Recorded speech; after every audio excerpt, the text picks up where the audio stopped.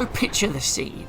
I'm playing as Jill Valentine in Resident Evil 3, and I've finally reached the climatic battle with the Nemesis in his final, ugly, disgusting form, and I've used that awesome railgun to knock him down, and now all I need to do is shove it in his mouth and blow the fucker to smithereens, finally killing the motherfucker once and for all. And as I did that, I thought to myself, this was a pretty different Resident Evil, much more action orientated, no puzzles really, but did it have that horror element in it? That one bullshit problem with gaming. So, whether it be your own fears of the unknown, so every time you open a door and you don't know what's the other side and it kind of freaks you out because anything could just be down that corridor and attack you, or whether it's some of the more normal scares in the game, like just fighting zombies in Raccoon City in general, or maybe when you go down into the sewers underneath the city and you explore the tunnels only to be ambushed by those big hunter gammas that just jump at you with their giant fucking mouths, or whether it's some of the game's smaller little jump scares that it throws in, like zombies hidden inside lockers, or the traditional one with the dogs that just come out and chase you when you really don't want them to, fucking dogs. Or maybe it's some of those scares in the lab with the hunters that jump out of the test tubes that you just know is going to happen at some point when you walk along this room. Or maybe it's those moments when the Nemesis just comes out of nowhere and starts attacking you, or just chasing you through the city at the start. There's quite a lot of different sort of jump scare moments in this game that can kind of catch most players off guard. But for me, there was something far more terrifying in Resident Evil 3 than any of those things I just mentioned, and that is when you see the autosave icon appear in the top left corner of the screen, as when I was playing, whenever I would notice that appear and start saving my progress, I just was filled with complete and utter dread, because I knew wherever I was heading, whatever corridor I was walking down, whatever door I was going towards, I just knew that something utterly horrible was going to be waiting for me on the other side of that thing. So I was always terrified whenever I saw that autosave. But that also was a double-edged sword, because once I noticed this was happening, it kind of ruined all of the jump scares for me. Take for example the hunters I mentioned earlier. So there's a section in the lab at the end of the game when you need to create a vaccine. So you have to go and get this USB to get through a door. There's a load of zombies in here that you have to find your way through to get to the other side. And then you need to solve a little puzzle by pushing in this power cell to open up a door, which leads you to this sort of test tube room, which contains a load of tyrants and hunters that Umbrella are making.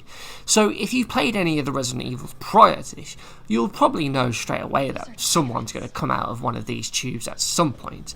And yes, that door's happen in this game, but for me the jump scare is completely ruined, because as you cross the room to get to the other side, you suddenly trigger an autosave, and this for me tells me straight away that when I have to come back through this room to get to where the vaccine creating machine is, that these are going to come out, because I'm going up here to get a simple item, one of the parts to the vaccine, so I'm going to have to come straight back down after I've got that. And for me, it just kills the suspense of the moment, because I've got that autosave, so that's for me the game's way of telling me that something big, something tough, something scary is about to happen, because I'm going to have to fight them, and the chances are I'll probably die, so it's giving me a checkpoint there, so I can quickly get back to it instead of having to replay a longer chunk.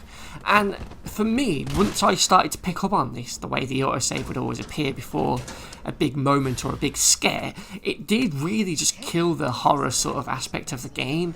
And even though there were a couple of jump scares, like the one with the locker and the dogs coming out, the majority of these big sort of battle moments were always spoiled by the autosave, because like you can see here, once I pick up that item and I ride that lift back down, and I eventually have to go and cross this room to get back to where I was, it's not long before the hunters jump out.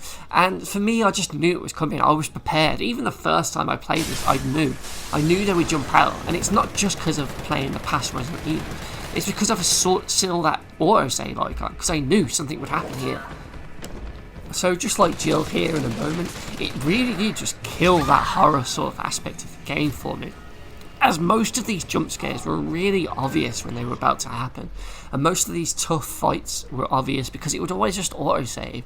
And it was really distracting to just see that in the top left corner. You can see it here on my first visit to the hospital. It's saving. Why is it saving?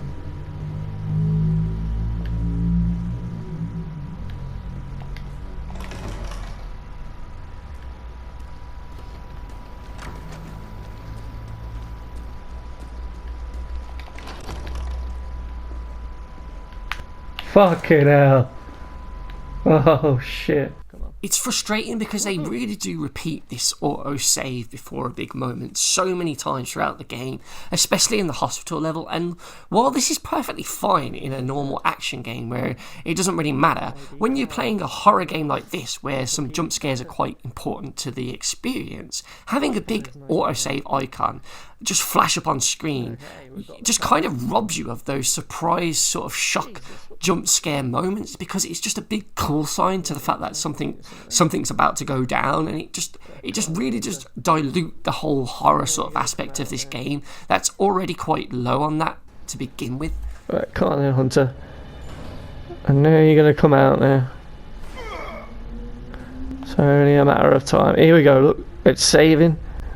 So it's gonna give it away now, isn't it? Something's gonna happen. I bet you any money. Yep, I suppose.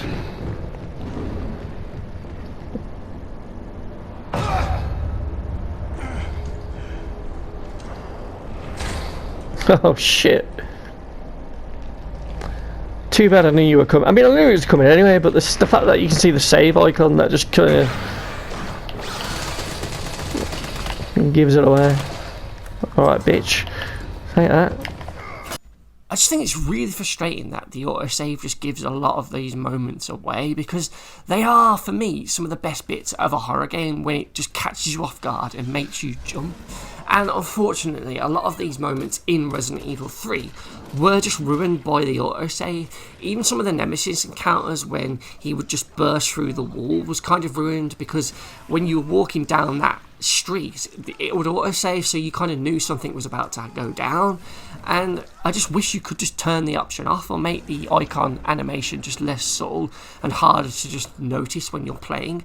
And I realised as well, for the majority of players who were playing this game, they probably didn't clock that the autosave was giving that away, and they probably still jumped at them. And fair play to you guys, I'm sure you enjoyed it, but for me, it really did sour that horror experience because it was always giving them away. I think for me, the best ones that did catch me off guard were ones that weren't triggered with an autosave. So the smaller ones, like the zombie in the locker that come out when you opened it, or the dogs that were there in the sort of that end sort of bit just before the lab, all those moments where the containers would crash down, those are the moments where I jumped out of my seat, because there was no sort of indication just before it happened for an autosave icon or anything else. It just happened in the moment, and for me those were the best ones. So please, Resident Evil and Capcom, for the next game, don't have the autosave icon appear just before a big scary moment, because it really does give the fucking thing away. Okay, cheers.